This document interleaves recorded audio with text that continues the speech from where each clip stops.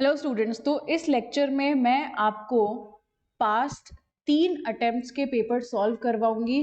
Paper number 3 है ये, जिसमें मैं आपको स्टैटिस्टिक्स वाला पार्ट सॉल्व करवाऊंगी। स्टैट्स हमारे एग्जाम में 60 मार्क्स की आती है, तो अगर आपने स्टैटिस्टिक्स को भी बहुत अच्छे से कवर कर लिया, इनफैक्ट सिर्फ आपने ये वीडियो के क्वेश्चंस को वापस सेल्फ सॉल्व कर लिया, तो आप 13 दिसंबर वाले पेपर के लिए बहुत अच्छे से रेडी हो। तो इस वीडियो को टिल द एंड देखना, because this will be very useful for you all. चलो अब सबसे पहले मैं आपको सॉल्व करवा रही हूँ जून 25 का पेपर। पहला क्वेश्चन है इसके अंदर, Mister X collected some field data for his research. Mister X ने कुछ फील्ड डेटा कलेक्ट करा, subsequently Miss Y use the same data, मतलब किसी और का कलेक्टेड किया हुआ डेटा अगर आप यूज करते हो तो उसे सेकेंडरी डेटा बोलते हैं। क्वेश्चन में पूछा है कौन सा स्टेटमेंट करेक्ट है। क्या दोनों ने प्राइमरी डेटा यूज करा है? नहीं। क्या दोनों ने सेकेंडरी डेटा यूज करा है? नहीं। मिस्टर एक्स ने प्राइमरी डेटा यूज करा है और मिस वाई ने सेकेंडरी डेटा यूज करा है। यस, तो इसका करेक्ट ऑप्शन हो गया option number C. 22. Which diagram is suitable for representing the cumulative frequency distribution? Cumulative frequency हम बनाते हैं मीडियन के केस में, और मीडियन को हम डायग्रामेटिकली रिप्रेजेंट करते हैं ओगाइव्स पे, तो ए ऑप्शन इसका करेक्ट आंसर होगा। 23. Fill in the gaps. In the world export, a country contributes 40% of the total world export. तो पाई डायग्राम पे पूछा है, देखिए पाई का टोटल होता है 360, तो आपको 40% में दे रखा है, तो पहले तो आप इसको चेंज करो और इनटू कर दो आप इसको 360 से। तो हमारा इधर कैलकुलेशन करेंगे, कैलकुलेशन करने में हमारा आंसर यहाँ पर आ जाएगा नियरली 144। आप करेंगे 40 इंटू 360 डिवाइडेड बाय 100, तो आपका आंसर आ गया 144, यानी कि बी ऑप्शन। बी ऑप्शन आपका इधर आंसर आ जाएगा। नेक्स्ट क्वेश्चन पे चलते हैं। 24. The frequency density of a class of a grouped frequency distribution is defined as. Frequency density हम किसको बोलते हैं? जब आप क्लास फ्रीक्वेंसी को क्लास विड्थ से डिवाइड करते हो, वो फ्रीक्वेंसी डेंसिटी होता है। तो डायरेक्ट क्वेश्चन था। Next 25th. अगर arithmetic mean of n natural numbers, आपको n नेचुरल नंबर्स दे रखे हैं, मतलब 1 2 3 टिल n, वेट भी सेम है 1 2 3 till n, arithmetic mean they रखा है 15। तो जब भी नेचुरल नंबर्स की बात हो तो अर्थमेटिक मीन निकालने का फॉर्मूला होता है 2n + 1/3। आपको ये दे रखा है 15, आपको डायरेक्टली इसको सॉल्व करके n की वैल्यू निकाल देनी है। n की वैल्यू इधर आ जाएगी 22। 22। आप जब इस इक्वेशन को सॉल्व करोगे, 3 को इधर ले जाकर के मल्टीप्लाई कर दो, 1 माइनस कर दो एंड 2 से डिवाइड कर दो, तो आपका आंसर आ जाएगा, n की वैल्यू आ जाएगी 22। Next question 26. If the median of the observations, आपको ऑब्जर्वेशंस दे रखी है, असेंडिंग ऑर्डर में लिखी हुई है, मीडियन बता रहा है क्वेश्चन 18, आपको x की वैल्यू निकालनी है। पहले देखो ऑब्जर्वेशंस कितनी है, 1 2 3 4 5 एंड 6, 6 ऑब्जर्वेशंस हैं। तो अगर हम n+1/2 का फॉर्मूला लगाएंगे तो 7/2 मतलब 3.5, यानी कि थर्ड और फोर्थ ऑब्जर्वेशन का एवरेज होगा median. 2x - 1 + 2x + 1 divided by 2 is equals to 18। इसको सॉल्व करके और आप x की वैल्यू निकाल लीजिए, 1 से 1 कैंसिल हो जाएगा, सॉल्व करके x की वैल्यू आ जाएगी, 2 उधर चला जाएगा, तो ये हो गया 36, 4 से डिवाइड करोगे 9, आंसर आ गया 9। नेक्स्ट है 27. What is the arithmetic mean of median and mode? That means data में पहले मीडियन निकालना है, मोड निकालना है और फिर उनका मीन निकालना है। तो मोड तो आपको साफ देख करके ही समझ आ जाएगा। कौन सा नंबर है जो सबसे ज्यादा बार रिपीट हो रहा है? 4, मोड हो गया 4। Mode is equals to 4। अब मीडियन, आप मीडियन भी देखो डायरेक्ट निकाल लो, कोई असेंडिंग ऑर्डर में अरेंज करने की जरूरत नहीं है, बस आप थोड़ा सा दिमाग लगाओ और मीडियन निकाल लो। टोटल कितने नंबर्स दे रखे हैं आपको? 1 2 3 4 5 6 7 8 9 10 11 12 13 14 15, तो मतलब 16, 16 डिवाइड बाई 2 8, एट्थ टर्म हमारी मीडियन होगी। अब आप 1 2 3 4 नंबरिंग डाल करके और इसमें एट्थ टर्म निकाल लो। आप इसको असेंडिंग ऑर्डर में एट्थ टर्म निकाल लो। ठीक है, तो सबसे छोटा टर्म कौन सा है इसमें? तो ये 1 2 3 4 5 6 7 और 8, ही रहा 6, मीडियन आ गई 6। अब 4 + 6 डिवाइडेड बाई 2, 10 डिवाइडेड बाई 2 5, इसका आंसर हो गया 5। नेक्स्ट है 28, find the standard deviation from the following data. Standard deviation दे रखी है, डायरेक्ट डेटा दे रखा है, बस फॉर्मूले में पुट करना है। तो फॉर्मूला होगा under root sigma F X square upon N minus sigma F X upon N का होल स्क्वायर। तो 1000 divided by 10 minus 60 divided by 10 का स्क्वायर, 100 100 माइनस 36 का रूट करेंगे, आ गया 8। ठीक है, हमारा आंसर आ जाएगा 8। ओके, 100 36 64, 64 का रूट करो, आंसर आ गया 8, ये under root. Next 29th, find the coefficient of variation if the sum of squares of deviation from mean 50 of 10 observations is 250। क्या दे रखा है क्वेश्चन के अंदर? क्वेश्चन में आपको x माइनस एक्स बार का स्क्वायर दे रखा है 250, क्वेश्चन में आपको n दे रखा है 10 और मीन दे रखी है 50। हमको निकालना है कोएफिशिएंट ऑफ वेरिएशन, उसका फॉर्मूला होता है standard deviation upon mean into 100। तो सबसे पहले मुझे चाहिए स्टैंडर्ड डेविएशन। स्टैंडर्ड डेविएशन कैसे आएगी? x माइनस एक्स बार का स्क्वायर अपॉन n और उसका रूट, 25 का रूट 5, एस डी आ गई 5। तो कोएफिशिएंट ऑफ वेरिएशन हो गया 5 डिवाइडेड बाय 50 इंटू 100, यानी कि 10%। इसका आंसर आ गया 10%। नेक्स्ट इज 30th वाले क्वेश्चन में find the quartile deviation of daily wages. Quartile deviation निकालनी है आपको, इसका मतलब Q3 minus Q1 upon 2। Q1 चाहिए और Q3 चाहिए। 1 2 3 4 5 6 7, 7 हैं। n plus 1 by 4, 8 by 4 2, second term तो हो जाएगी आपकी Q1। सेकेंड टर्म कौन सी आएगी? असेंडिंग ऑर्डर में ध्यान दो तो 210, सेकेंड टर्म आ गई 210। अब Q3 कितना आएगा? आपका आया था n प्लस 1 बाय, तो 8 डिवाइडेड बाय 4 2 इंटू 3 करेंगे 6। अब सिक्स्थ टर्म देखो कौन सी है, ये first second third fourth fifth sixth, ये रही 328। Q3 पता है, Q1 पता है, 328 minus 210 divided by 2, 328 minus 210 divided by 2, ये अपना आंसर आ गया 59। 31, for a frequency distribution Q1 plus Q3 is equals to 100, median दे रखा है, कोएफिशिएंट ऑफ स्क्यूनेस दे रखा है, what are the values of Q1 plus Q3। तो अब इस क्वेश्चन के लिए भी आपको फॉर्मूला याद होना बहुत ज़्यादा ज़रूरी है। सबसे पहले अपना आता है Q3 plus Q1 minus 2 into median upon Q3 minus Q1। मुझे ये Q3 माइनस Q1 की वैल्यू चाहिए और इस पूरे की वैल्यू मुझे 0.6 दे रखी है। 100 माइनस 2 इंटू 38, इसको अगर मैं उधर लेकर के चले जाऊं और इसको मैं डिवाइड में लेकर के आ जाऊं तो मेरी Q3 माइनस Q1 की वैल्यू आ जाएगी। तो हम करेंगे इसको सॉल्व और हमारा आंसर आ जाएगा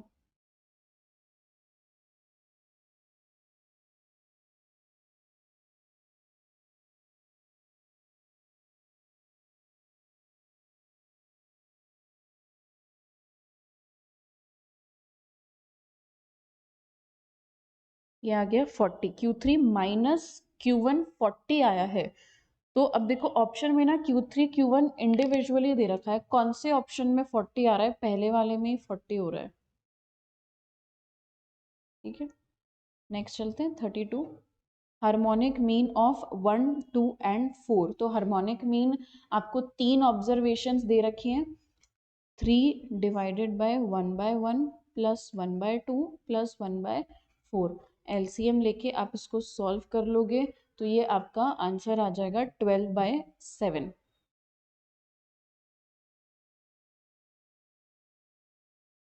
एलसीएम लेके सॉल्व कर लेना, या आप चाहो तो कैलकुलेटर पे डायरेक्टली भी कर सकते हो। 12/7 आ गया इसका आंसर। मैं आपको बहुत ज़्यादा सोल्यूशन वाला इस वीडियो में नहीं बताऊंगी कि कैलकुलेशन कैसे करनी है। ठीक है, इसमें आपका केवल हर क्वेश्चन का आपको एक हिंट मिल जाएगा कि हाँ इस क्वेश्चन को ऐसे सॉल्व करना है। कैलकुलेशन आप सेल्फ कैलकुलेटर पे करिए, बिकॉज उतना आपको अब आता है। Find the Spearman's rank correlation, पूरा डेटा दे रखा है, आपको रैंक कोरिलेशन निकालनी है। तो 1 minus 6 into sigma D square upon N cube minus N, इसको सॉल्व करेंगे हम।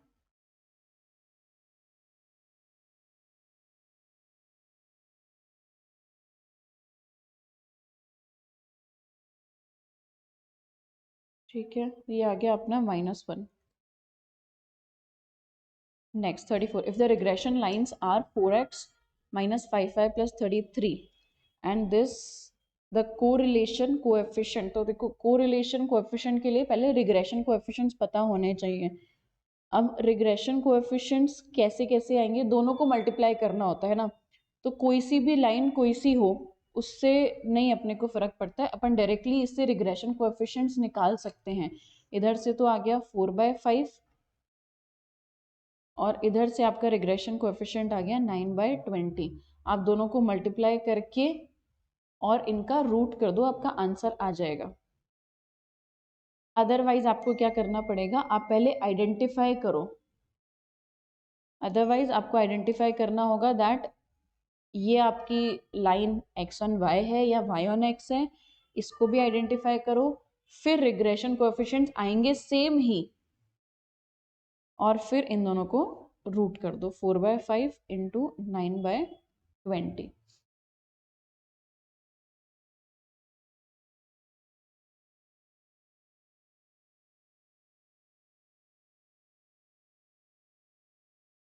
(0.6) पॉजिटिव।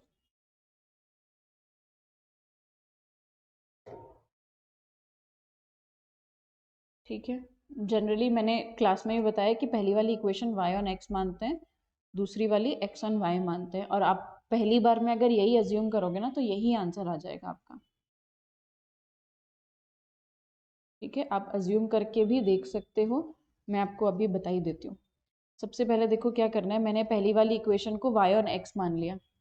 y ऑन x मान लिया तो आप इसको y की टर्म्स में लेकर के आओगे, तो 4x प्लस 33, ये हो गया 5, ये हो गया 5। ठीक है, दूसरी वाली इक्वेशन को मैं x ऑन y मान लेती हूँ, तो दूसरी वाली इक्वेशन में भी मेरा आंसर आ जाएगा, ये 107 इधर गया और ये 9y। ठीक है, और 20 आ जाएगा डिवाइड में। बस आप देखो 4/5 इंटू 9/20 का रूट करके देख लो, 1 से छोटा आ रहा है तो मतलब यही चीज़ सही है। और मैक्सिमम 99% पहली वाली इक्वेशन होती है y ऑन x और दूसरी वाली इक्वेशन होती है x ऑन y। आगे 35, if the correlation coefficient of two variables is x and y, two variables x and y is rxy, then correlation coefficient, देखो कोरिलेशन कोएफिशिएंट हमेशा सेम रहता है, वो चेंज नहीं होता, क्योंकि उसको ना ओरिजिन से इम्पैक्ट पड़ता है ना ही स्केल से इम्पैक्ट पड़ता है, बट स्केल के साइन से इम्पैक्ट पड़ता है। तो इधर वो स्केल वाला चेंज कुछ भी नहीं हो रहा है, क्योंकि आप देखो तो नेगेटिव नेगेटिव ही रह रहा है, तो दैट मीन्स साइन का भी इम्पैक्ट नहीं आएगा इस क्वेश्चन के अंदर। तो आंसर क्या हो जाएगा, same, correlation coefficient will be same rxy. Next 36, if the correlation coefficient rxy is +1, the regression line y on x correlation exactly +1 है, तो आपकी जो रिग्रेशन लाइन होगी वो अपवर्ड स्ट्रेट लाइन होती है। जब +1 होता है तो स्ट्रेट लाइन होती है अपवर्ड, और जब -1 होता है तो डाउनवर्ड स्ट्रेट लाइन होती है।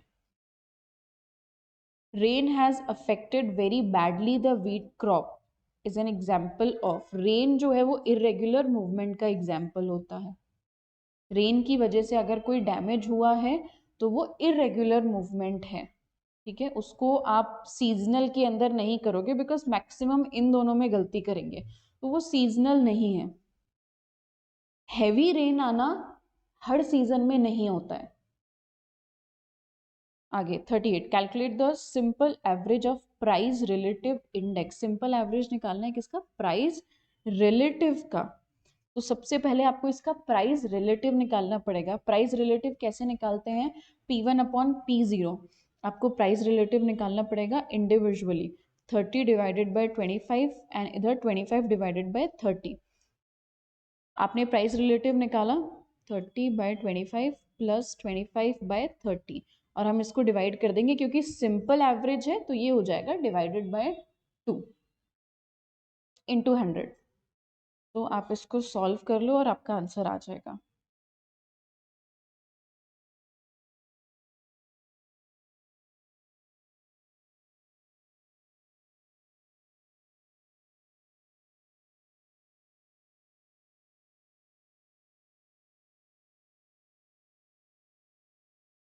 ये आ गया 101.7 कर दो, इसको राउंड ऑफ कर देंगे तो 101.7 बी ऑप्शन। मैंने इस पूरे को डायरेक्टली सॉल्व कर लिया कैलकुलेटर पे।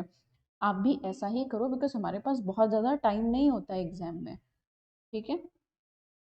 39, if the current year prices, current year की प्राइस एंड बेस ईयर की price for all the items are same, price same है but the quantities are double, तो 100 होएगा। जो प्राइस इंडेक्स है, प्राइस इंडेक्स पे इम्पैक्ट क्या आएगा? जस्ट डबल हो जाएगा, ठीक है। तो 100% इम्पैक्ट आएगा।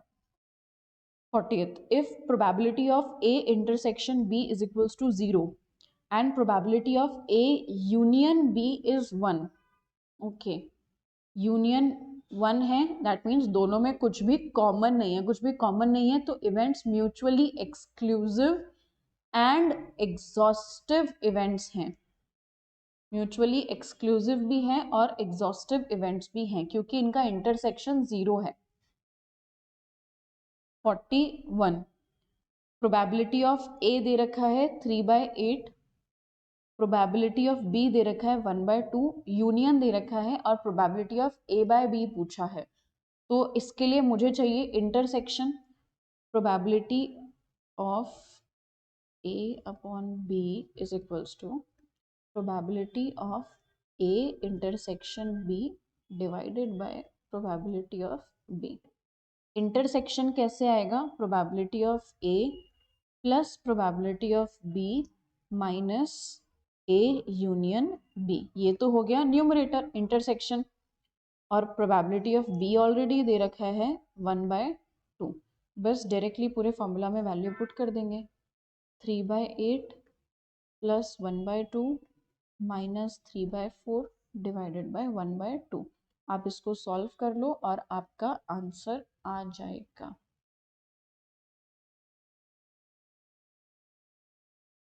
डायरेक्ट आप इसको सॉल्व कर लो और आपका आंसर आ जाएगा। इधर सॉल्व आपको खुद ही करना पड़ेगा, ठीक है। इसका आंसर आ जाएगा 1/4।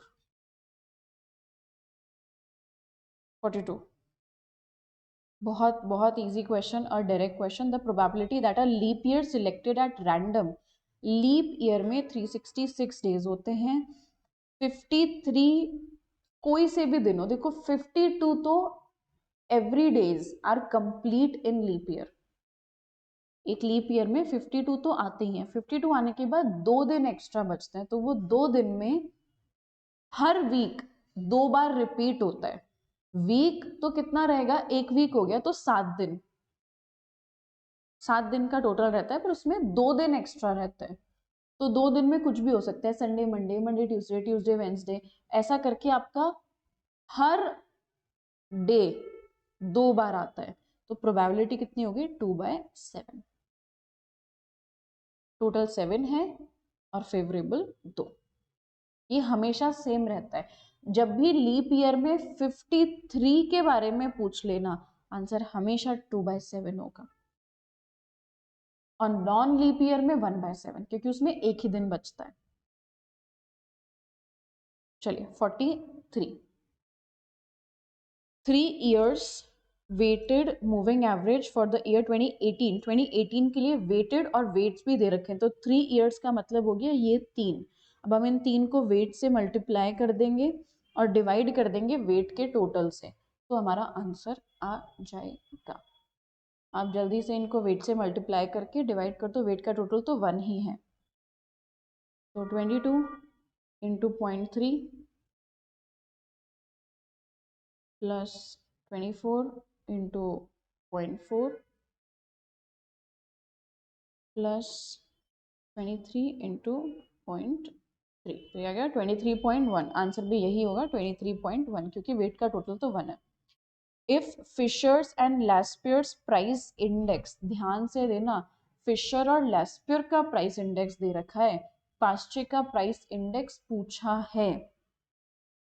फिशर का फॉर्मूला होता है L इंटू पी का रूट, ये आपको दे रखा है 129, L है, लास्पेयर का दे रखा है 132.5 इंटू पास्चे, रूट हटा करके उधर स्क्वायर करो और ये डिवाइड कर दो ले जा करके, तो आपका पास्चे का प्राइस इंडेक्स आ जाएगा। तो 129 का आप स्क्वायर करोगे और उसको डिवाइड कर दोगे 132.5 से, ये आ गया 125.6। 44 का आंसर है D. 45, the expression for the event neither A nor B occurs, मतलब ना तो A होगा ना B होगा, कॉम्प्लीमेंट्स का यूनियन नहीं करेंगे, ठीक है, ये तो वैसे ही नहीं होंगे, करेक्ट आंसर है बी। 46, 2 रेड बॉल है, एक ग्रीन बॉल है, फिर 2 red 2 green, 2 red 1 green, 2 red 2 green, randomly आपने एक बॉल सिलेक्ट करी और वो बॉल निकली रेड, बेस थ्योरम का क्वेश्चन है, कंडीशनल प्रोबेबिलिटी लगेगी। What is the probability that the ball is selected from the first turn, ठीक है, इसकी हमको प्रोबेबिलिटी चाहिए कि वो आपके फर्स्ट बैग से वो बॉल आई है, तो कंफर्म इवेंट तो क्या हो गया, रेड बॉल आना। अब रेड बॉल की प्रोबेबिलिटी देखो क्या होगी, रेड बॉल हो गया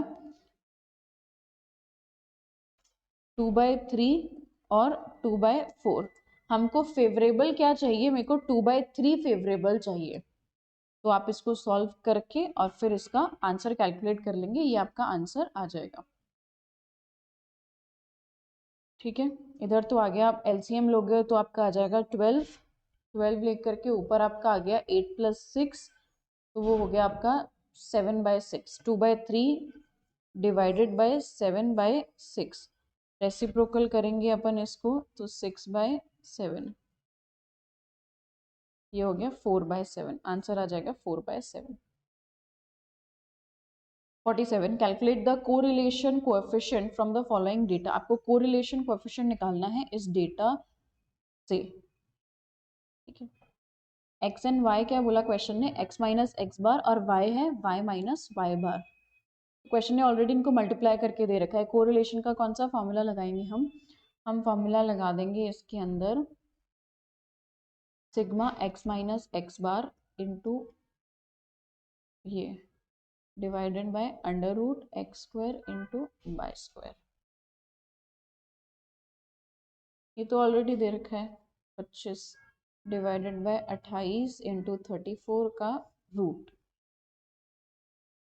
28 इंटू 34 को मल्टीप्लाई करके उसका रूट निकालेंगे, 28 इंटू 34 मल्टीप्लाई करके रूट निकालेंगे, ये आ गया 30.85, 25 डिवाइडेड बाय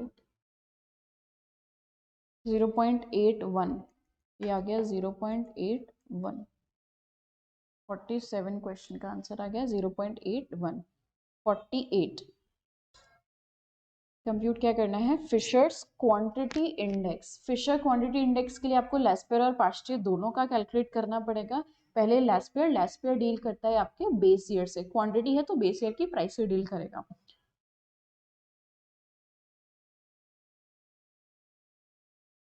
तो ये आपका होगा Q1 upon Q0 into P0, और वो डील करेगा आपका करंट ईयर से, P1 से। ये आएगा आपका आंसर। ये वाली डिटेल्स देखते हैं कहाँ पर दे रखी है। Q1 P0 ये रहा 200, दोनों पे 0 100, दोनों पे N 500, फिर आपका बच गया 300। बस इसका रूट निकाल दो आप और आपका आंसर आ जाएगा 10 डिवाइडेड बाय 3। ये आ गया आपका 1.8, इसको इंटू 100 कर देंगे 182.57, D option 182.57। The mean score of a group of 100 students is 45, ठीक है। Later it was found that the score 55 को आपने 75 पढ़ लिया और 60 एक स्कोर और था जो आपने एक्स्ट्रा ले लिया। तो ठीक है, आप सबसे पहले अपना टोटल ठीक करो। टोटल कैसे निकलेगा, 45 इंटू 100, क्योंकि एन की वैल्यू इधर जाएगी तो गलत टोटल आ गया आपका 4500। इसमें से सारी रॉन्ग चीज़ों को माइनस करो, 75 हटा दो, 60 हटा दो, और 55 मुझे चाहिए तो 55 ऐड कर लो बस, और डिवाइड बाय 100 हो जाएगा। ये आपका आ गया 4420 डिवाइडेड बाय 100, यानी कि 44.2, बी ऑप्शन। लास्ट क्वेश्चन जून 25 अटेम्प्ट का। इफ 10 अकर्स 17 टाइम्स, 10 आता है 17 बार, 8 आता है 15 बार, 6 आता है 18 बार, मीडियन क्या होगी, मीडियन होगी 8। डायरेक्टली ही दिख रहा है मीडियन को, इसीलिए पोजिशनल मेजर बोला जाता है। सेंटर में कौन आएगा, मीडियन, तो आपकी मीडियन हो गई 8, ठीक है। ये अपना जून 25 का पेपर स्टैटिस्टिक्स जो आपके 60 मार्क्स की आती है वो कंप्लीट हो गया।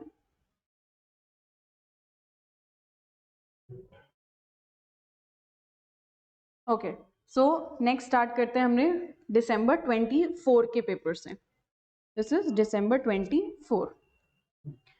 इन pie diagram 1% is equal to, अभी मैंने आपको प्रीवियस पेपर में बताया था कि 360 टोटल होता है पाई का, तो 1% रहेगा 3.6 के बराबर। 22 data collected on religion from census report, आपने किसी रिपोर्ट से कलेक्ट करा है, चाहे मैटर कोई सा भी हो, सेकेंडरी डेटा होता है। A variable which can take any value in a specified interval, ऐसा वेरिएबल जो कोई भी वैल्यू ले सकता है उसे कंटिन्यूस वेरिएबल बोलते हैं, और जो एक फिक्स वैल्यू का होता है उसे डिस्क्रीट वेरिएबल बोलते हैं। The frequency density of a class and total frequency of a group with equal class width, आपको दे रखी है 17 और 204। क्लास विड्थ अगर आपको निकालनी है तो ये हो जाएगा 204 डिवाइडेड बाय 17।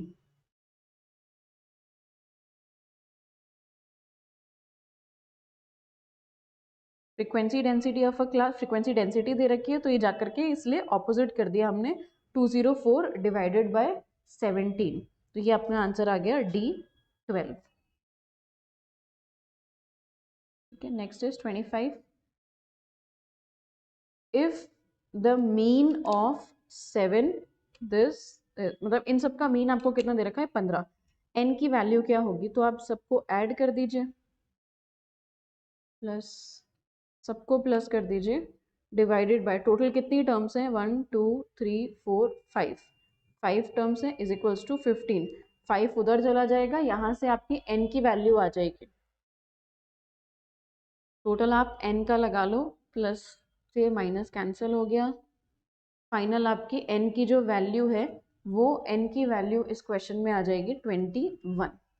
इस इक्वेशन को जब आप सॉल्व करोगे तो आपकी n की वैल्यू आ जाएगी 21। Next 26, the median of the numbers, in numbers का मीडियन बताना है। टोटल कितने नंबर्स हैं ये आपके 1 2 3 4 5 6 7 8 9, 9 + 1 10, 10 डिवाइडेड बाय 2 5। फिफ्थ टर्म देख लो, वो फिफ्थ टर्म ही हमारी मीडियन होगी, जो भी हमारा फिफ्थ ऑब्जर्वेशन होगा। तो आपको कोई अरेंज करने की जरूरत नहीं, डायरेक्टली ही देख लो आप। ये 1, ये 2 3 4 और ये आ गया 5, यानी कि 49। ए होगा इसका correct answer. 27 the quartile deviation of the numbers, in numbers का क्वार्टाइल डेविएशन निकालना है आपको, मतलब Q3 minus Q1 upon 2। Questions बहुत ज्यादा रिपीट हो रहे हैं। Q3 minus Q1 upon 2, Q1 Q3 directly calculate कर लो। Q1 कितना आएगा, टोटल कितनी ऑब्जर्वेशन है आपके पास, 1 2 3 4 5 6 7, 7 + 1 8, 8 डिवाइडेड बाय 4 2। सेकेंड ऑब्जर्वेशन तो अपनी हो जाएगी Q1। सेकेंड ऑब्जर्वेशन कौन सी है, 12। Q3 कितनी आ गई, सिक्स्थ ऑब्जर्वेशन। सिक्स्थ ऑब्जर्वेशन निकालो इसके अंदर, तो ये हो गया 1 2 3 3 सॉरी 3 4 5 6 30, तो 30 माइनस 12 डिवाइडेड बाय 2, ये आपका क्वार्टाइल डेविएशन आ जाएगा। 30 माइनस 12 डिवाइड बाई 2 यानी कि 9, 9 आ गया आपका क्वार्टाइल डेविएशन। 28 एन दे रखा है, सिग्मा एक्स दे रखा है, सिग्मा एक्स स्क्वायर रिपीट हो रखा है क्वेश्चन, जस्ट प्रीवियस मैंने आपको करवाया। 1690 डिवाइडेड बाई 10 माइनस 120 अपॉन 10 का स्क्वायर, ठीक है। तो 169 माइनस 144, इसका आपको निकालना है रूट। 169 माइनस 144 25, 25 का रूट हो गया आपका 5। Next 29 if the mean of sample 1 and sample 2, sample 1 sample 2 का मीन दे रखा है आपको, कंबाइंड मीन दे रखा है 30, परसेंटेज निकालना है। इक्वेशन बना के बता देती हूँ मैं आपको, फिर आप उसको सॉल्व करिएगा। ये combined mean is equals to 20n1 plus 50n2 divided by n1 plus n2, ये उधर चला जाएगा तो 30n1, n1 की वैल्यू आ गई 10, 10n1 इज इक्वल्स टू 30, तो ये हो गया 20n2। n1 अपॉन n2 का रेशियो निकालें 20/10 यानी कि 2:1। इसने परसेंटेज पूछा था सैंपल 1 का, तो 2/3 into 100 that mean 66.67%। Next question number 30th, बहुत इजी क्वेश्चन था ये, केवल पहली बार देखने में थोड़ा सा अजीब लगता है। For a frequency distribution CV दे रखा है, स्टैंडर्ड डेविएशन दे रखा है। सबसे पहला काम कर लो मीन निकालने का, तो CV is equals to standard deviation upon mean into 100। यहाँ से आप मीन कैलकुलेट करोगे तो आपका मीन आ गया 150। आगे कोएफिशिएंट ऑफ स्क्यूनेस दे रखा है, मोड कैलकुलेट करना है, ठीक है। तो skewness is equals to mean minus mode upon standard deviation. ये करने से आपकी z की वैल्यू आ जाएगी, यानी कि मोड की वैल्यू आ जाएगी 141, D option. Question number 31, next question, if 2y minus 6x is equals to 6, mode of x दे रखा है। देखो MOCT का मेजर है ना मोड, तो मोड को ओरिजिन और स्केल दोनों से इम्पैक्ट पड़ता है, तो आप इक्वेशन में x की वैल्यू रख दीजिए और इक्वेशन सॉल्व कर दो। जो y की वैल्यू होगी वही मोड होगा। 2y minus 6 into 21 is equals to 6। आपको इस इक्वेशन को सॉल्व करना है, y की जो भी वैल्यू आएगी वही मोड होगा। y की वैल्यू आ जाएगी इधर से 66, ठीक है। नेक्स्ट कोवेरियंस एक्स वाई दे रखा है, बी वाई एक्स दे रखा है, वेरियंस निकालने हैं। डायरेक्ट फॉर्मूला होता है B Y X is equals to covariance X Y divided by variance of X, covariance X Y divided by variance of x.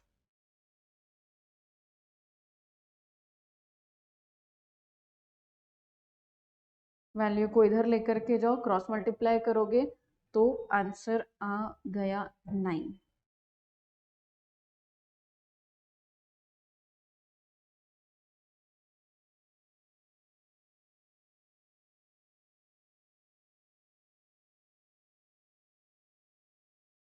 Okay आगे चलें।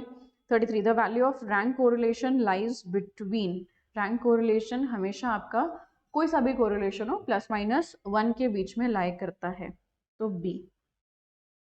34 find the correlation coefficient of the following pairs of variable. Correlation coefficient निकालना है, x की value दे रखी है, y की value -3 -1 1 3 9 1 1 9।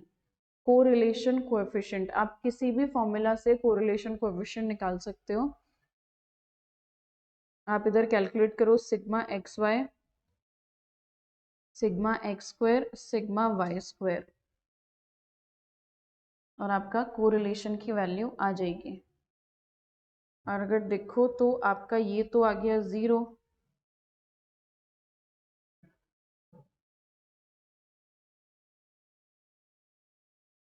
ठीक है, तो 0 में आप मल्टीप्लाई करोगे तो ये भी 0 हो गया। और अगर आप न्यूमरेटर में ही 0 पुट कर दोगे क्योंकि माइनस में आ जाएगा, सिग्मा एक्स अगर 0 है तो मल्टीप्लाई आप कुछ भी करो 0 हो गया, 0 फाइनल आंसर आपका 0 ही आएगा क्योंकि अल्टीमेटली सब कुछ ही 0 बन रहा है। ये एक वैल्यू 0 आने की वजह से ये 0 हो गया, न्यूमरेटर 0 हो गया, तो आप डिनोमिनेटर में कुछ भी पुट करो आंसर 0 आ जाएगा। 35 इफ सिग्मा डी स्क्वायर दे रखा है, एन दे रखा है, वही same question 1 - 6 × 33 divided by 10³ - 10 solve करने से आपका रैंक कोरिलेशन आ जाएगा। रैंक कोरिलेशन की वैल्यू निकालेंगे 6 × 33,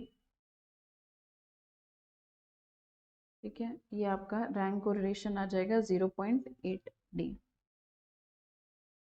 Which of the following statements is true?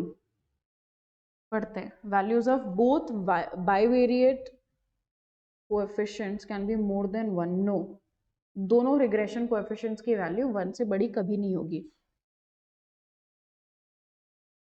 If values of bivariate regression are negative, then the correlation, नहीं, दोनों का हमेशा सेम होता है।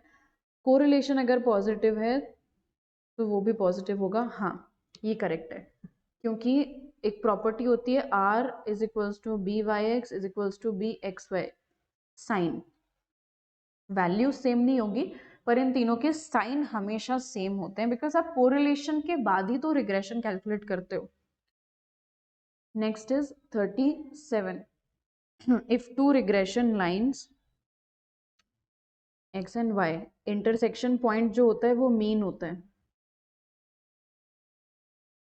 BYX दे रखा है 2.5, वैल्यू ऑफ y अगर x 6 है तो जिसकी वैल्यू फाइंड करनी होती है आप उसकी इक्वेशन बनाओ, तो y - y bar = BYX x - x bar। y bar है 5, ये है 2.5, 6 - 4। इस पूरी इक्वेशन को सॉल्व करके आपकी जो भी वैल्यू आएगी वही आपके y की वैल्यू होगी, तो y की वैल्यू आएगी 10। Next 38 if the variables x and y are independent, अगर दोनों वेरिएबल्स इंडिपेंडेंट है मतलब दोनों का कोई भी रिलेशन नहीं है तो 0 कोरिलेशन हो गया। If A B C are, देखो पहली बात तो क्या है, इक्वली लाइकली मतलब होने के चांसेस बराबर हैं। म्यूचुअली एक्सक्लूसिव, एक होगा तो दूसरा नहीं होगा। एंड एग्जॉस्टिव इवेंट्स, तो हर इवेंट की प्रोबेबिलिटी बराबर हुई ना, और 3 इवेंट्स हैं तो प्रोबेबिलिटी होगी 1/3 1/3 1/3। इसने प्रोबेबिलिटी ऑफ ए पूछा है, चाहे किसी की भी प्रोबेबिलिटी पूछता है तीनों की बराबर होगी 1/3। The probability that a candidate passes in accountancy and eco, दोनों में पास होने की प्रोबेबिलिटी दे रखी है 0.5 and 0.6। What is the probability that candidate passes only one of the two, दोनों में से कोई एक पास करे। तो अगर अकाउंट्स पास करता है और इको फेल करता है तो ये होगा, प्लस अगर अकाउंट्स फेल करता है और इको पास करता है तो ये होगा। इसको सॉल्व करके आपका प्रोबेबिलिटी का आंसर आ जाएगा 0.5। इसका आंसर आ गया 0.5, C option. What is the probability of getting 52 Sundays in a leap year? देखो इस क्वेश्चन में ना आपसे exactly 52 Sundays पूछा है in a leap year। तो प्रोबेबिलिटी टोटल कितनी होगी 1। मैंने आपको जस्ट प्रीवियस वाले पेपर के थ्रू बताया था कि 53 की प्रोबेबिलिटी होती है हमेशा 2/7। अगर आप उसको माइनस कर दो तो हमेशा मतलब एग्जैक्टली 52 संडेज आने की प्रोबेबिलिटी पूछ रहा है ये क्वेश्चन, इसलिए ये हो गया 5/7। If an unbiased coin is tossed 3 times, find the probability of getting at least 2 heads। कम से कम 2 हेड आने चाहिए। तो आप एक बार देखो, अगर कॉइन को 3 बार टॉस करोगे तो टोटल आउटकम तो 8 होंगे, ये तो हमें पता है। उसमें हेड्स कितने कितने कैसे कैसे आएंगे? या तो तीनों हेड होंगे, या तो हेड हेड टेल होगा, या तो टेल हेड हेड होगा, या फिर हेड टेल हेड होगा। ये 4 तरीके से आप एटलीस्ट 2 हेड लगा सकते हो। तो कितने हो गए? 4 फेवरेबल, 4 टोटल हो गया आपका 8। तो प्रोबेबिलिटी हो गई 1/2।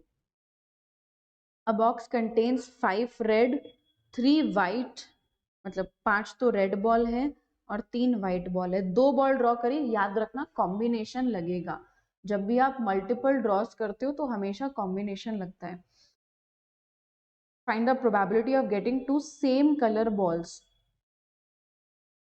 दोनों बॉल्स अगर सेम कलर की होगी तो या तो 2 बॉल्स रेड हो या तो 2 बॉल्स वाइट हो।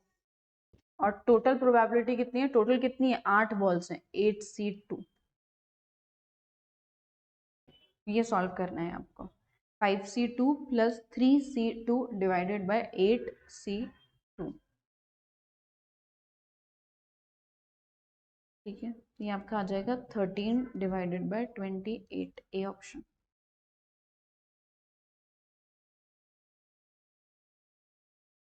Next 44, probability of A, probability of B, probability of B by A और ए बाय बी पूछा है।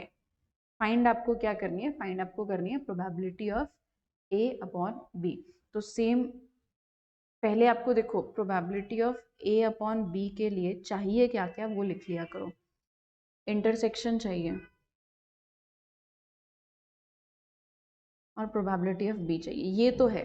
पर इंटरसेक्शन कैसे कंप्यूट करूं मैं? इंटरसेक्शन मुझे कंप्यूट करना पड़ेगा इसकी मदद से। ठीक है, जो इंटरसेक्शन होगा वो मुझे इसकी हेल्प से कैलकुलेट करना पड़ेगा। B upon A is equals to, इसमें भी इंटरसेक्शन लगा होगा, divided by probability of A यानी कि 2/3। इधर रहा होगा 4/9। 4/9 is equals to intersection divided by 2/3। ये आप इसको इधर लेकर के जाओ, डिवाइड का है तो आप टोटल मल्टीप्लाई में लेकर के जाओ इंटू 2/3। इंटरसेक्शन आ जाएगा 8/27। बस वैल्यूज पुट कर दो। ये आ गया, सॉरी ये आ गया आपका 8 डिवाइडेड बाय 27 और बी आ गया 1 डिवाइडेड बाय 2। रेसिप्रोकल करके सॉल्व हो जाएगा।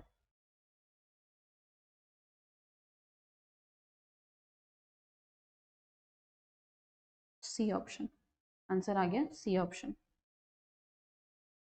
45, an unbiased coin is tossed thrice. 3 बार टॉस कराया आपने।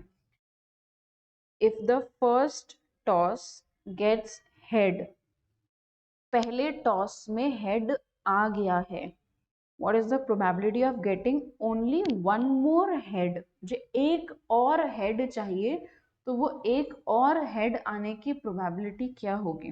देखो, आपने कॉइन को 3 बार अगर टॉस करा है तो आप एक बार 3 बार की टोटल प्रोबेबिलिटी लिख लो।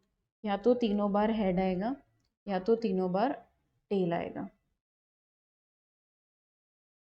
तीनों बार हेड आएगा, तीनों बार टेल आएगा। Head head tail, tail tail head, head tail head, और उधर क्या हो सकता है, टेल हेड टेल।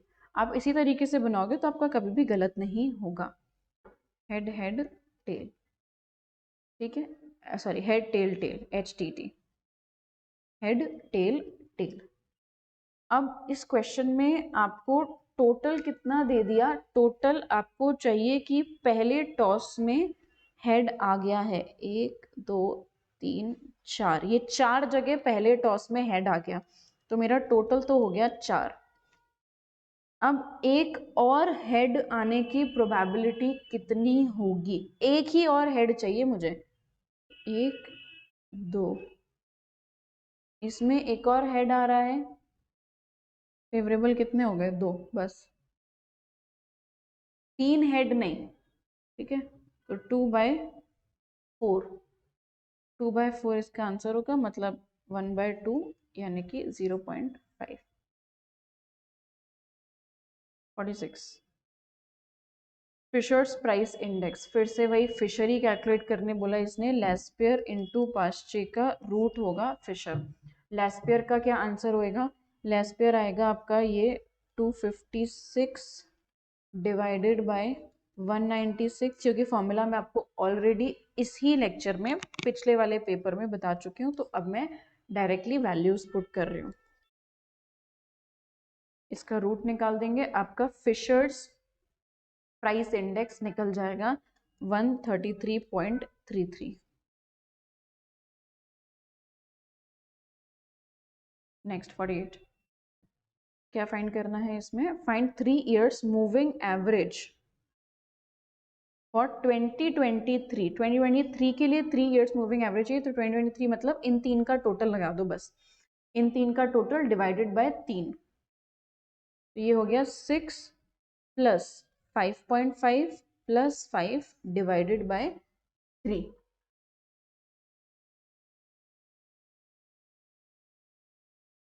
5.5।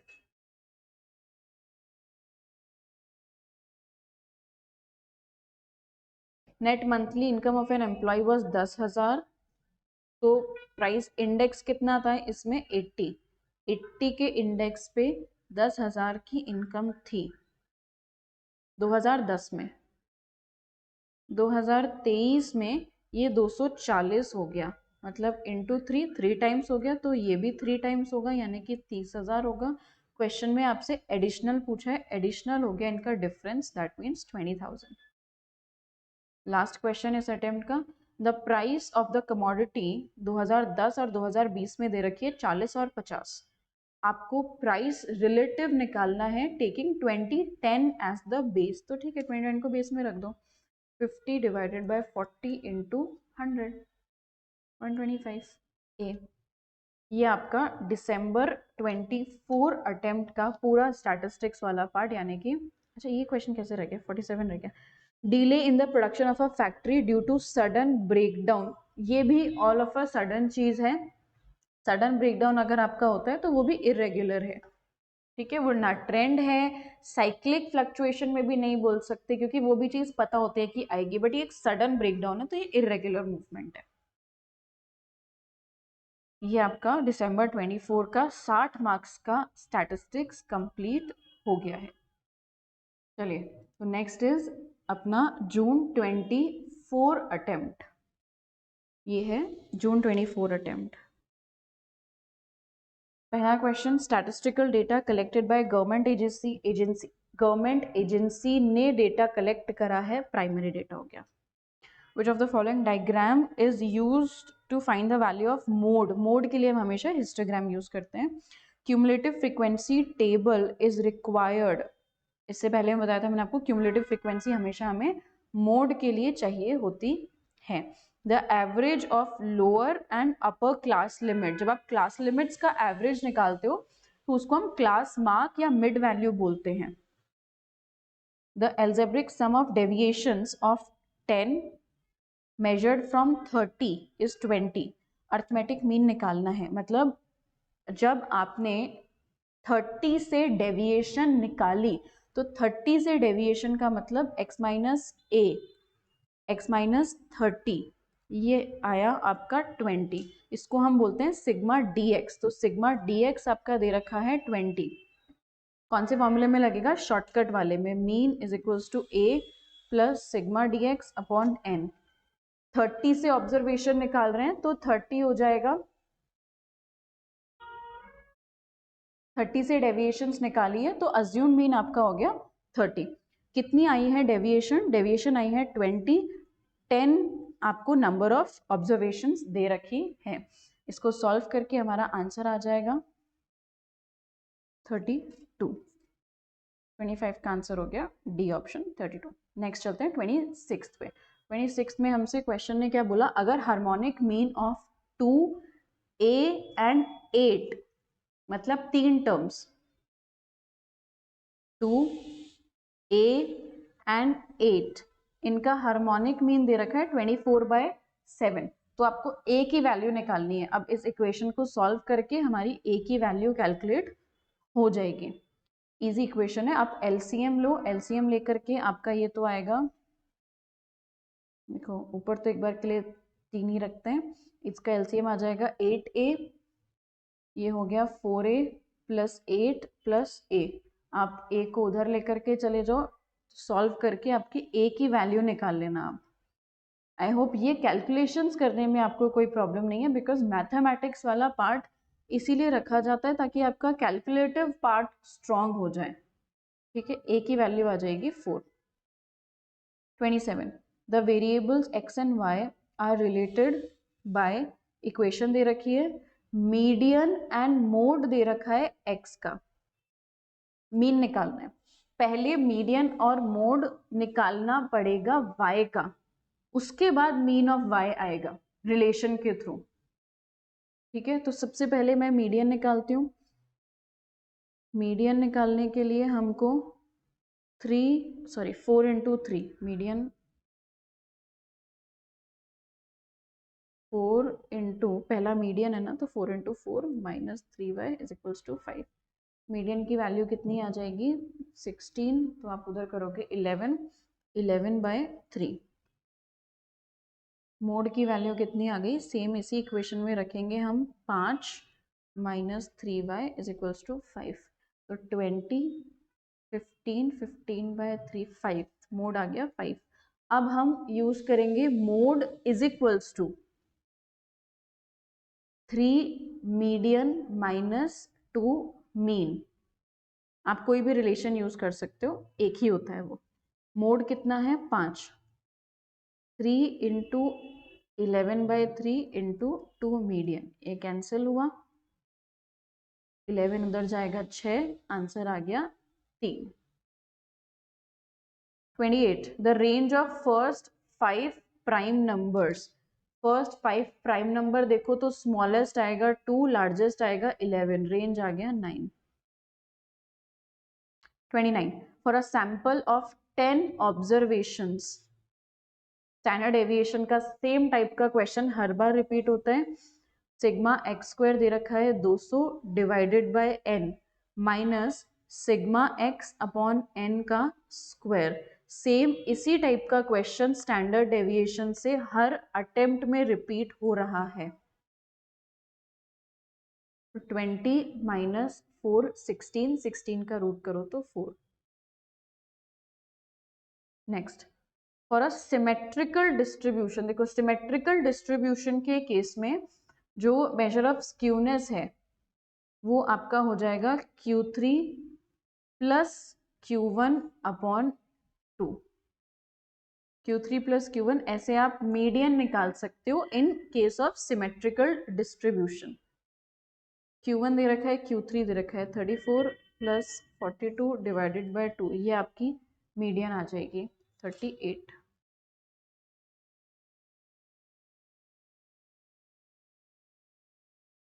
31, कोवेरियंस दे रखा है, वेरियंस ऑफ x दे रखा है, वेरियंस ऑफ y दे रखा है, कोरिलेशन पूछा है, तो r की वैल्यू आपसे पूछी है और आपको दोनों वेरियंस दे रखे हैं, तो covariance X Y divided by standard deviation of x into standard deviation of y। 12 divided by, इसका स्टैंडर्ड डेविएशन 3, इसका 5, 3 into 5, 12 divided by 15, 0.8, B option. ठीक है। If variance of x is equals to 144, y का standard deviation दे रखा है तो इसका भी स्टैंडर्ड डेविएशन निकाल लो 12, कोरिलेशन दे रखा है 0.9, आपको कैलकुलेट करना है बी वाई एक्स, तो B Y X is equals to R into standard deviation of y upon standard deviation of x, 0.9 into 18 divided by 12, इसको सॉल्व करके आपका आंसर आ जाएगा 0.9 into 18 divided by 12। Next 33, find the regression line y on x from the following data, then the value of correlation coefficient between x and y। आपको x और y की correlation coefficient की value चाहिए, तो देखो आप इसके अंदर डायरेक्टली फॉर्मूला भी लगा सकते हो, कोरिलेशन की वैल्यू चाहिए ना, तो r is equals to x minus x bar y minus y bar divided by इनका under root x square into y square. ये वैल्यूज दे रखी है क्या क्वेश्चन में? हाँ बिल्कुल, इनका मल्टीप्लाई तो ऑलरेडी दे रखा है 90, ये तो हो गया 90, इनका स्क्वायर भी दे रखा है 125 एंड 180, सारी वैल्यूज दे रखी है, तो आपकी आर का मतलब आर की वैल्यू ऑलरेडी आ जाएगी 0.6। 34, the regression coefficients of x on y and y on x, x on y और y और x दे रखा है, आपको कोरिलेशन निकालना है, तो कोरिलेशन होता है इन दोनों को मल्टीप्लाई करके उसका रूट कर देंगे, नेगेटिव रूट में मत करना वरना सॉल्व नहीं होगा, डायरेक्टली सॉल्व करो। 1.2 इंटू 0.3 ये आ जाएगा 0.6, बट वो आएगा माइनस का, क्यों? क्योंकि तीनों के साइन हमेशा सेम होते हैं। 35, मीन दे रखा है दोनों का, b Y x b x y दे रखी है, रिग्रेशन इक्वेशन फॉर्म करनी है, कौन सी? एक्स ऑन वाई, तो x on y regression equation के लिए x minus x bar is equals to b x y y minus y bar. ध्यान से इस इक्वेशन को देखो, पूरा सॉल्व भी मत करो, कौन से वाले में मिलेगी ये? 0.65 y किस में है? इसमें है, ये हमारा आंसर हो जाएगा D. The correlation coefficient between shoe size and intelligence, कोई कोरिलेशन नहीं है, nonsense correlation. 37, the correlation coefficients of rank 0.25 दे रखा है कोरिलेशन की वैल्यू, एंड डी स्क्वायर दे रखा है 63, एन पूछेगा तो 0.25 is equals to 1 minus 6 into 63 divided by N cube minus N. अब देखो ये ना क्वाड्रेटिक इक्वेशन बन जाती है, मतलब ये थोड़ा सा लेंदी हो जाएगा, तो इससे बेटर है कि आप इस क्वेश्चन को ऑप्शन के थ्रू सॉल्व करो, आप एन की जगह पर ऑप्शंस रखो, और आप पहला ही ऑप्शन रखोगे ना तो आपका आंसर आ जाएगा। आप n की जगह 8 रख के देखो, आपका आंसर 0.25 आ जाएगा। तो इस क्वेश्चन को आपको ऑप्शंस के थ्रू करना है, इक्वेशन बना के करोगे लेंदी क्वेश्चन हो जाता है, ऑप्शन से करोगे तो हमारे पास कैलकुलेटर है, इजीली आंसर निकल जाएगा। If for the events a and a complement probability of a is equals to probability of a complement, then events a and a complement are, देखो दोनों की प्रोबेबिलिटी सेम है, ए की प्रोबेबिलिटी और A complement की probability same दे रखी है, तो इवेंट्स क्या हैं? Equally likely but not mutually exclusive, क्योंकि अगर म्यूचुअली एक्सक्लूसिव होते तो बराबर नहीं होता। Next, two perfect dice are thrown simultaneously, आपने दो डाइस थ्रो करे, दो डाइस थ्रो करोगे तो टोटल आउटकम आएगा 36। Probability of getting a sum of 8, आपको 8 कहाँ कहाँ मिलेगा? 2 और 6 में 8 मिलेगा, तो 6 और 2 में 8 मिलेगा, 3 और 5 में 8 मिलेगा, 5 और 3 में 8 मिलेगा, और 4 और 4, तो टोटल आपके पास कितना है? 5, और ये हो गया 36, D option. For the events A and B probability of A दे रखा है, प्रोबेबिलिटी ऑफ ये वाला क्वेश्चन मैंने आपको जस्ट मतलब प्रीवियस में भी करवाया है, उसके प्रीवियस अटेम्प्ट में भी करवाया है, तो अब मैं आपका इस पे डायरेक्टली ही सोल्यूशन कर रही हूँ। Probability of A upon B, intersection की अगर बात करें तो वो हो जाएगा 1/2 प्लस 1/3 माइनस 7/12 डिवाइडेड बाय 1/3। बस आपको इसको सॉल्व कर देना है, आपका आंसर आ जाएगा 3/4। Two events A and B are said to be independent. दो इवेंट्स इंडिपेंडेंट कब होंगे? तो देखो, इंडिपेंडेंट इवेंट्स मतलब आपका probability of A upon B, इसमें इंटरसेक्शन वाला, अब इंटरसेक्शन अगर हम रखेंगे A intersection B upon probability of B, ठीक है। मैंने यही क्यों लिया, क्योंकि इस तरफ मुझे यही दे रखा है, इस तरफ यही दे रखा है। इंटरसेक्शन में इंडिपेंडेंट है का मतलब कि probability of A into probability of B, probability of B, B से बी कैंसिल हो गया, ये ए के बराबर हो जाएगा, तो सी ऑप्शन हो गया हमारा correct answer. Okay, next 42, a card is drawn at random from a well shuffled pack of 52 cards। Probability की एक किंग और एक क्वीन आए, वो भी स्पेड का, तो स्पेड का किंग भी एक ही होता है, क्वीन भी एक ही होती है, फेवरेबल हो गया 2, 2 डिवाइडेड बाय 52। इसने फर्दर सॉल्व कर रखा है, तो 1 डिवाइडेड बाय 26, ठीक है। A perfect die is thrown, then probability of getting an even number or a number multiple of 3। एक डाइस थ्रो करा है तो 6 आपके आउटकम हो गए, उसमें से इसको चाहिए इवन नंबर, तो 2 4 6, ये तो इवन नंबर हो गए। मल्टीपल ऑफ 3 क्या हो गया? 3 और 6, तो 6 दो बार रिपीट हो गया, फेवरेबल हो गए 2 4 3 6, 4 फेवरेबल हो गए, 6 टोटल होगा 4/6, मतलब 2/3।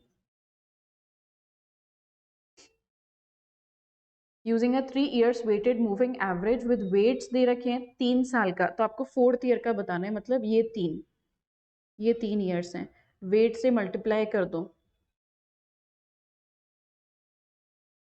और वेट के टोटल से डिवाइड कर दो, बस ये आंसर आ जाएगा। 5 + 14 + 8 डिवाइडेड बाय 4, आंसर आ गया 6.75। Calculate the weighted average of price relative. Same ऐसा क्वेश्चन हम कर चुके हैं, weighted average of price relative निकालना है। सबसे मैं कैलकुलेट नहीं करूंगी इसको, है ना, आप खुद करना, मैं आपको बता देती हूँ कैसे। सबसे पहले आपको प्राइस रिलेटिव निकालना पड़ेगा, वो कैसे आएगा? 4/2 6/5 5/4 3/2, P1 अपॉन P0।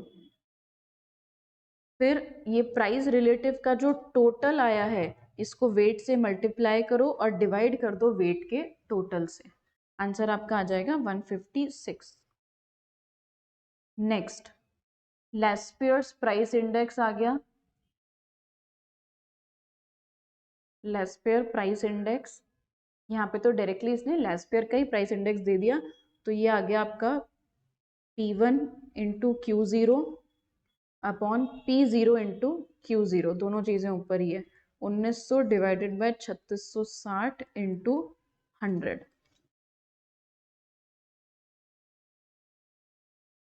ठीक है, 139.70। 47, लेस्पियर्स प्राइस इंडेक्स इज 147.28, पास्चेक का दे रखा है, बोले का होता है, इन दोनों का एवरेज कर देना है आपको, तो 147.28 प्लस 143.26 डिवाइडेड बाय 2, दोनों का एवरेज कर दो, आपका प्राइस इंडेक्स आ जाएगा 145.27। देखो, टिक करते टाइम ना थोड़ा सा ध्यान रखना, क्योंकि आपको 3 ऑप्शंस 145 के दे रखे हैं, तो जल्दबाजी में नहीं टिक करना है।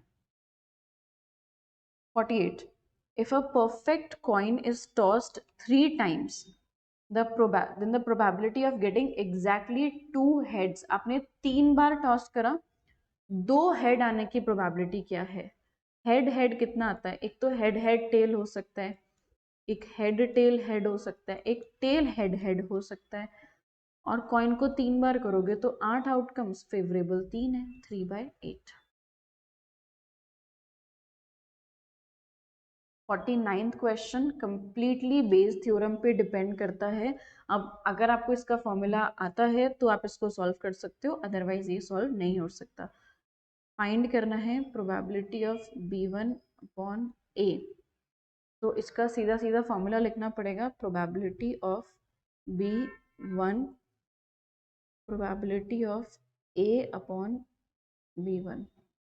कंडीशनल प्रोबेबिलिटी भी आप इसको बोल सकते हो, फिर यही सेम रिपीट हो जाएगा, probability of A upon B1, and then इसका ऑपोजिट प्रोबेबिलिटी ऑफ B2, बीच में प्लस का साइन भी आएगा, probability of B2 into probability of A upon B2, probability of A upon B2। जैसे जैसे वैल्यूज दे रखी है वैसे वैसे पुट कर दो, आपका आंसर आ जाएगा 1/2 इंटू 1/3, 1/2 इंटू 1/3 प्लस 1/2 इंटू 2/3। इसको आपको सॉल्व करना पड़ेगा, और ये सॉल्व करने से आपका आंसर जो है वो आ जाएगा 1/3। Last, if A be an event then which one of the following statement is true? A एक इवेंट है, कौन सा स्टेटमेंट ट्रू है? Probability of A is greater than 0, ये वाला स्टेटमेंट करेक्ट है क्योंकि इसमें 1 की बात भी कर रही है। ये प्रोबेबिलिटी आपकी 0 से 1 के बीच में लाई कर सकती है, इंक्लूडिंग द लिमिट्स, इसीलिए इधर इक्वल्स टू का साइन लगाया है। तो ये आपके पास्ट 3 अटेम्प्ट्स के पेपर का स्टैटिस्टिक्स वाला पार्ट मैंने रिवाइज करवा दिया है। अब 13th वाले एग्जाम के लिए अगर आप सिर्फ इतना भी करके चले जाते हो तो भी आपको डर नहीं रहेगा ना, आप इजीली अपना पेपर नंबर 3 क्लियर कर सकते हो। Thank you so much.